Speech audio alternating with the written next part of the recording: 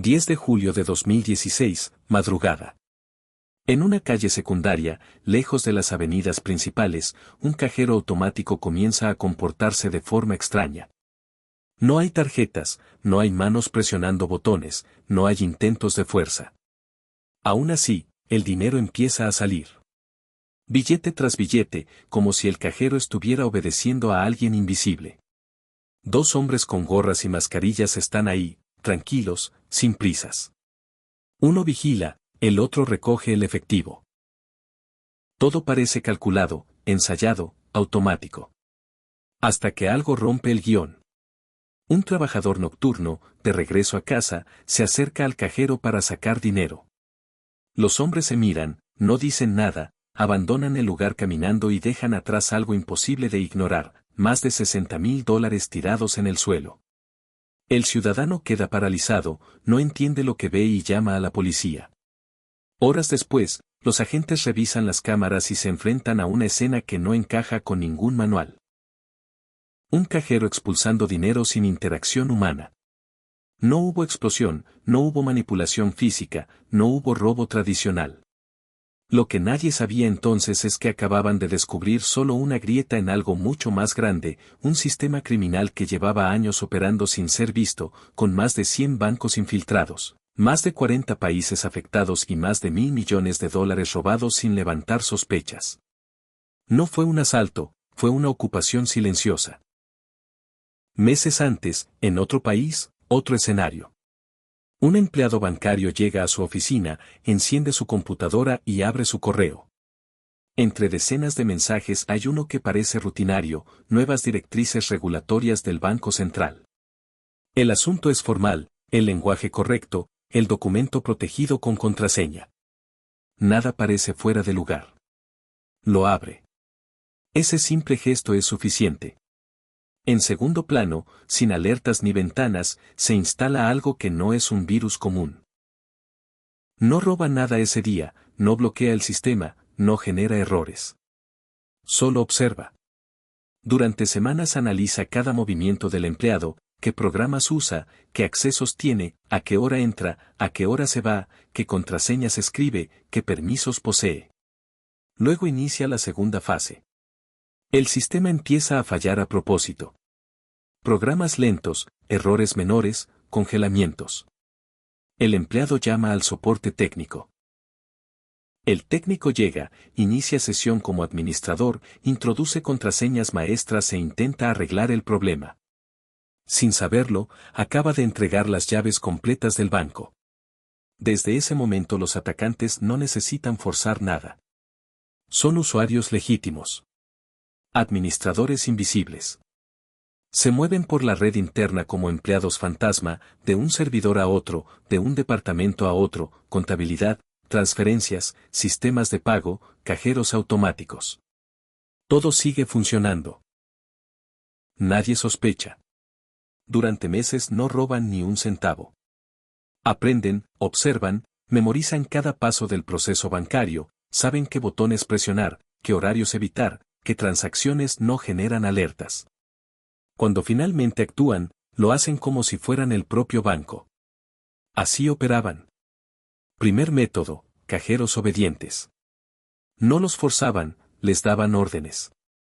Desde la red interna indicaban a un cajero específico que, a una hora exacta, expulsara una cantidad precisa. En la calle, una persona recogía el dinero. En las cámaras, todo parecía normal. Segundo método, saldos inflados. Aumentaban temporalmente el saldo de una cuenta real, retiraban el excedente y luego devolvían el saldo original. El cliente jamás notaba nada. El sistema tampoco. Tercer método, cuentas fantasma. Creaban perfiles falsos dentro del sistema bancario, les asignaban fondos inexistentes, emitían tarjetas reales y el dinero salía por cajeros como si fuera legítimo. Desde el punto de vista del banco, todo era normal. Desde el punto de vista de la víctima, nada había pasado. Durante años nadie conectó los puntos hasta que dos personas cometieron un error. La madrugada en Taiwán no solo dejó dinero en el suelo, dejó cámaras, rostros, rutas y movimientos. La policía desplegó cientos de agentes, detuvo implicados, encontró teléfonos, mensajes cifrados y rutas financieras. El rastro llevó a Europa, a una ciudad tranquila, a un programador brillante, a una casa llena de dispositivos, autos de lujo y una cantidad de criptomonedas imposible de explicar. Ahí estaba el cerebro técnico, el arquitecto del sistema, el desarrollador principal del malware. Pero su arresto no cerró la historia, porque el código seguía existiendo, las técnicas seguían funcionando y otros ya habían aprendido. Años después, nuevos bancos reportaron patrones idénticos. Cajeros expulsando dinero, sistemas comprometidos durante meses sin detección. Los expertos fueron claros, no era un grupo aislado, era un modelo, una franquicia criminal digital. Una lección brutal para el sistema financiero global. Porque este caso demostró algo inquietante, el mayor robo no es el que rompe puertas, es el que entra, se sienta, observa y cuando actúa ya es demasiado tarde. Y mientras escuchas esta historia, en algún lugar del mundo alguien acaba de abrir un correo que parecía legítimo. Ahí empieza todo. Si te impactan estas historias reales de crimen invisible, fraudes imposibles y operaciones que nadie vio venir, suscríbete, porque esto no fue el final, solo fue la advertencia.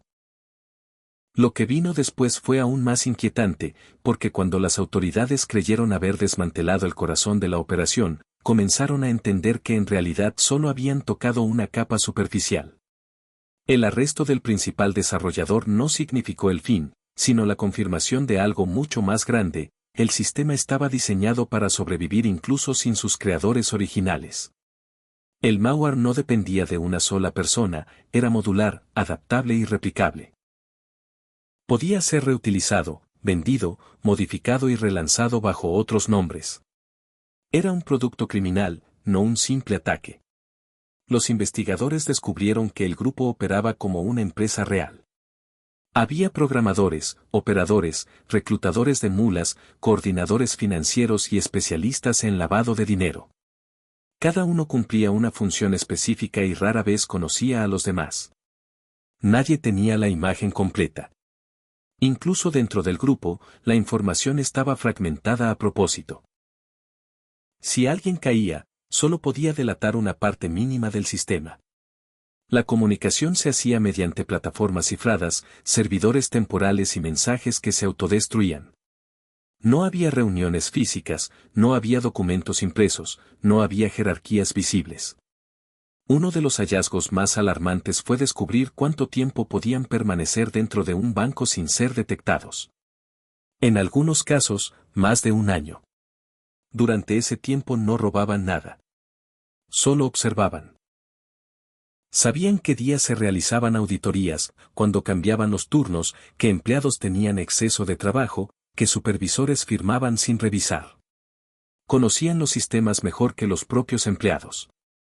Cuando finalmente movían dinero, lo hacían en cantidades pequeñas, distribuidas, diseñadas para no disparar alarmas internas.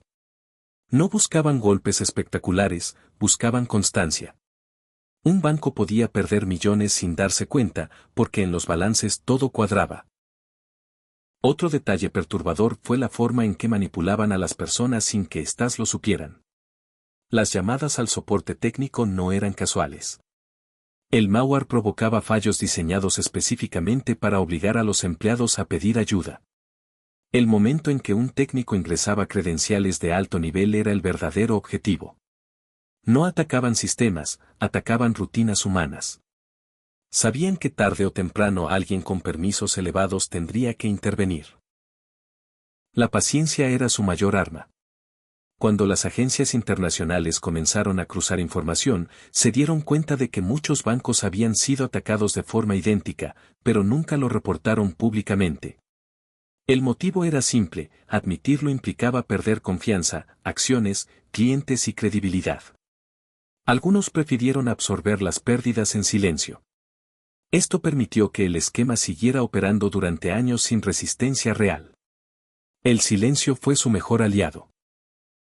Con el tiempo, surgió una revelación aún más preocupante.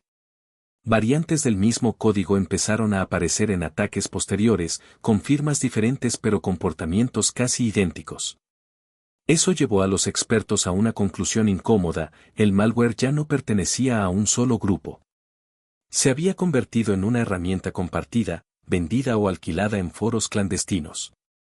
Un modelo de negocio criminal. Quien tuviera el dinero y el conocimiento básico podía comprar acceso, manuales y soporte técnico. Era crimen como servicio. Los bancos reforzaron sistemas, implementaron nuevas capas de seguridad, entrenaron personal, pero el problema ya no era técnico. Era estructural. El ataque no entraba por una brecha informática, entraba por la confianza. Por un correo aparentemente legítimo. Por un documento bien redactado. Por una rutina diaria. La tecnología avanzó, pero el factor humano seguía siendo el punto más débil. Hoy, muchos de los responsables nunca fueron identificados. Parte del dinero jamás se recuperó. Se dispersó en cuentas, bienes, criptomonedas y redes imposibles de rastrear completamente. Lo más inquietante es que nadie puede asegurar que el sistema haya desaparecido del todo. Solo cambió de forma. Cambió de nombre. Cambió de método. Porque este caso dejó una lección clara. El robo perfecto no es el que hace ruido, es el que se confunde con la normalidad. No rompe puertas, no dispara alarmas, no genera sospechas. Se sienta, aprende y actúa cuando ya no hay vuelta atrás. Y mientras el mundo digital siga dependiendo de personas, hábitos y confianza, alguien siempre estará observando, esperando el momento exacto para repetir la historia. Con el paso de los años, el caso dejó de ser solo una investigación criminal y se convirtió en un punto de inflexión para todo el sistema financiero mundial. No por el dinero robado, sino por lo que reveló: los bancos más poderosos del planeta no habían sido vulnerados por fuerza, sino por confianza. No fallaron las bóvedas, fallaron las personas. Y eso cambió para siempre la forma en que se entendía la seguridad. Después de que las autoridades conectaran los últimos puntos, comenzaron a aparecer informes internos que nunca llegaron a los medios. Documentos donde se detallaba cómo el mismo patrón se repetía una y otra vez en distintos lugares del mundo. Correos casi idénticos, documentos con la misma estructura, errores humanos que parecían calcados. No era coincidencia. Era un guión. Un método probado que funcionaba porque estaba diseñado para explotar algo universal: la rutina. Los analistas llegaron a una conclusión inquietante. No importaba cuántos firewalls se instalaran ni cuántos sistemas de detección se activaran. Mientras existiera un empleado cansado, apurado o confiado, la puerta seguiría abierta. El ataque no buscaba genios ni expertos, buscaba normalidad. Buscaba al trabajador promedio en un lunes cualquiera.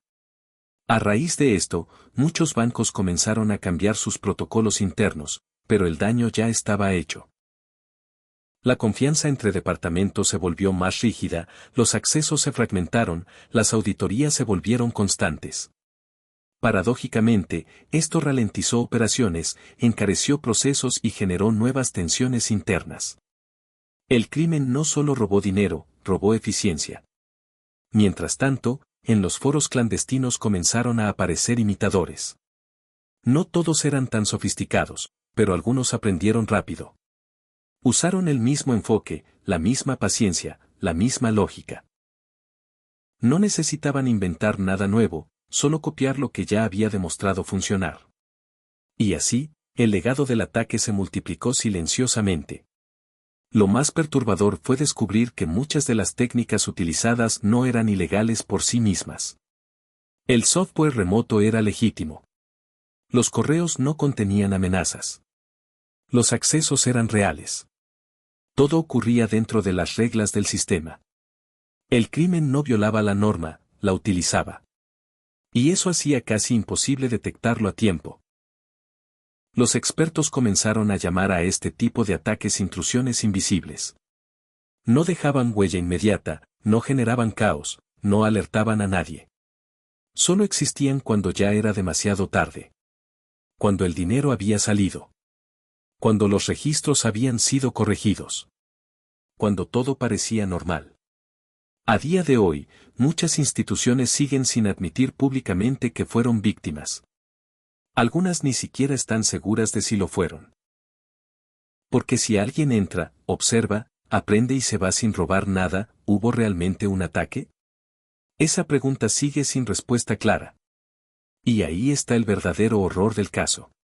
No es saber qué ocurrió, sino saber qué podría estar ocurriendo ahora mismo. En este instante. En algún lugar del mundo. En una oficina silenciosa. En una pantalla aparentemente normal. En un correo que parece legítimo. En un clic sin importancia. El mayor robo no fue el dinero. Fue la certeza de que el sistema era seguro. Esa confianza nunca volvió a ser la misma. Y quizá nunca lo será. Porque desde ese momento quedó claro que el enemigo no necesita entrar corriendo. Puede sentarse, observar y esperar. Y cuando actúa, ya no hay forma de detenerlo. Eso fue lo que realmente cambió todo. Y por eso esta historia no terminó con arrestos ni titulares. Terminó con una advertencia silenciosa que sigue vigente hoy: lo más peligroso no es lo que se ve, sino lo que aprende a esconderse.